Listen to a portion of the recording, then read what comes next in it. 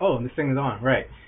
This is just a quick shout out to all of my YouTube subscribers and everybody who just, I guess, happens to pass this channel or whatever. I want to do some more videos and especially some more of these rants because actually the rants aren't very popular, but Keyeske and Giovanna Cuba have both been requesting video responses and stuff like that. I like to make some, and in the process of making them, I realized I have a lot to say, so I'm not going to stop doing the gameplay videos, but in addition to the gameplay videos, I'm going to be talking on a lot of subjects. Hopefully, eventually, they'll become more eloquent, and also I'll be able to add in some sort of animation or something like that. But for now, all I have is I recorded myself talking on a few subjects, and even as I'm listening back to them, I want to do some post editing to trim it down. But I'm really pressed for time right now because I'm sort of behind. I'm about a week or two behind my academic stuff. I'm studying discrete mathematics and also management of information systems, which are both basically about representing situations and problems in symbolic form, so that you can get a symbolic manipulator or a PC then to manipulate the symbols and help you in reaching decisions or gain an insight. In other words, it's how to make a computer work for you, and it's not how to use a computer and how to use a word processor. It's how to represent a situation which requires you to think. No matter how powerful the computer is, it can't think for you, and more importantly, it can't perceive for you. You can maybe eventually build a robot that can walk about the place and observe things, and perhaps eventually build algorithms that can process images and stuff, but why go through all that effort when humans can already do it? A human being has within their one brain more processing power than the entire internet together. That's just one human being.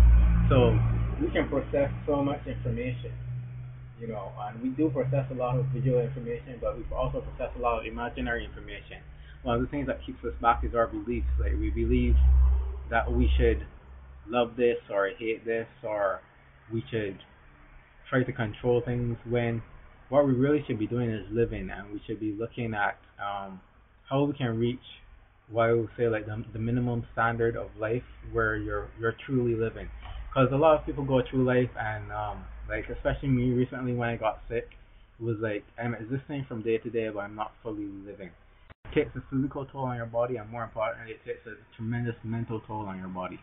And your mind is like, if your mind is connected to the collective unconsciousness, whether you look at the subjective view as Jung did or on a more objective view as Freud did, and it's like the response from everybody subconsciously reflects your own particular attitude.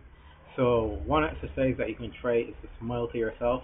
You can do it looking in the mirror and just smile, but especially think in terms of like your body, like your stomach, your heart, your eyes, and smile to them, and just look and perceive yourself.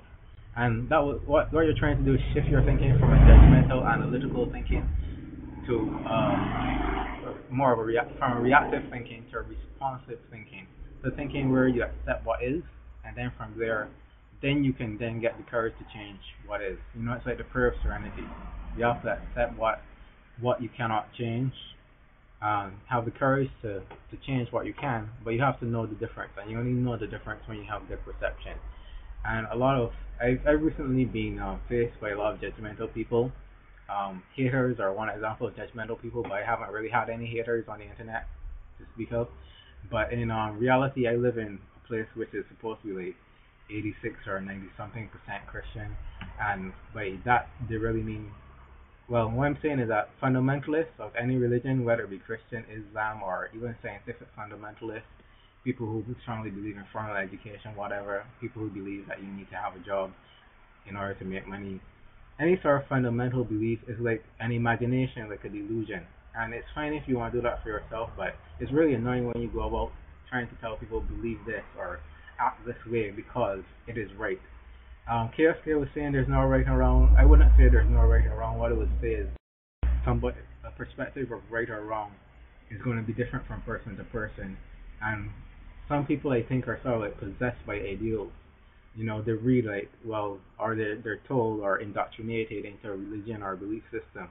And we all are done, that's all done to all of us. It's part of domestication. It's part of how we learn to interact with society. But there's a step beyond that. And if you look at like the full journey in the tarot, it's all about reaching that ultimate step where you're free from everything. I think that the absolute limit to most people is level 15 or the devil. The tarot isn't really on levels, but I'm gonna put it that way. I'll talk about that later. I wish I had time now, or really more preparation, but I have to go out.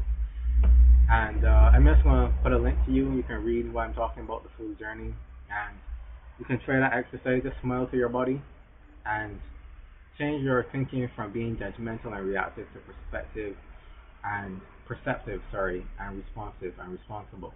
That's basically what I'm trying to do for myself, and it's something you need to do continually, because the whole world right now is more based on judgmental and reactiveness, and a lot of this war, conflict, and strife caused by people just reacting, rather than pausing, smiling, and moving from there. Because unless you really appreciate yourself, you can't really appreciate how much harm you're doing to yourself when you go trying to hate people, because that hate is always self-detrimental. I mean, there's no way to avoid that. Once you hate somebody, you have to destroy yourself in that process. And you may not feel that way. You might think, well, you feel good that you beat somebody up or you put somebody in their place or something like that. But in the time that you were doing that, you could have instead been using your mind to really move forward and deal with any level of problems on your personal, your professional, in your wider societal area.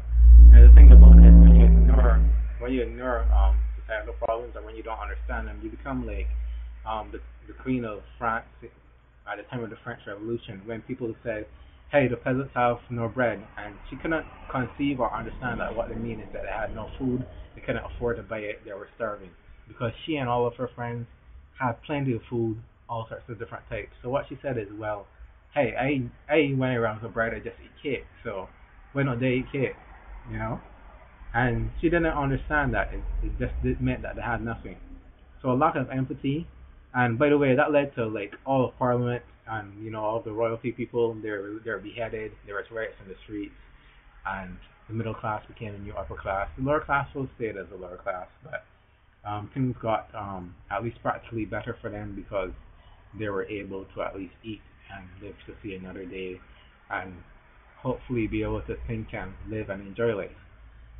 And one of the problems that you see this cycle being repeated, people, despite teaching history in school and stuff, we generally, societies and people, do not learn from it, because you need to have more sovereignty, and I think on a finer granularity. Instead of relying on countries, we need groups that are more sovereign. And people look at gangs as a bad thing, and generally, I'm not part of a gang. I don't really understand that culture because I've never been part of it. But I think gangs are generally a good thing, because they show a sovereignty on a finer granularity. And if you look at big businesses function just like gangs, or rather gangs, in order to survive, eventually end up functioning just as big businesses. You may not think that is true, but if you watch a documentary on MS-13, you read up on the National Crime Syndicate, even without formal training, those people were so self-educated. And remember, all management theory comes out of experience. It doesn't actually come out of previous management theory. It comes from experience. And in order to really manage things, you need both experience and the theory. But it's more important to have the experience. And one of the reasons why I think you should go to school and educate yourself is to understand more about the world. I found out about the National Crime Syndicate by reading a book. I found out about I just came out with that idea. It just occurred to me from talking that gangs are really an idea of sovereignty on a more microeconomic, microsocial level than, say, a country, and it's more practical. And I'd like to talk more about that, but I'll have to do that later because somebody's waiting on me. I was supposed to be up there 2 hours ago. Yeah, but I just got off into all this ranting, so I'm just gonna post this here hopefully and head out the door. Alright, and I've got lots more rants to come and lots more gameplay videos to come. I have over 3 hours of gameplay videos on my other system, but I don't even want to get into that because right now I can't use it because of electrical problems and all sorts of technical stuff. But once I get over that hurdle and also get settled a certain way of my school, because I'm 2 weeks behind what was going on. I went to one class, but it's been 2 weeks, so I need to catch up, and I need to get better at my time management. Yeah. Because, hey, here I am late today, too. But I'm living, and that's the important thing. So hope everybody's good. There'll be more videos, so look forward to it, and read my blog because that has links. Check out the playlist. You guys haven't been watching all the videos, man. Some of my videos have 0 views. Okay. Alright, and that's about it for now. Later.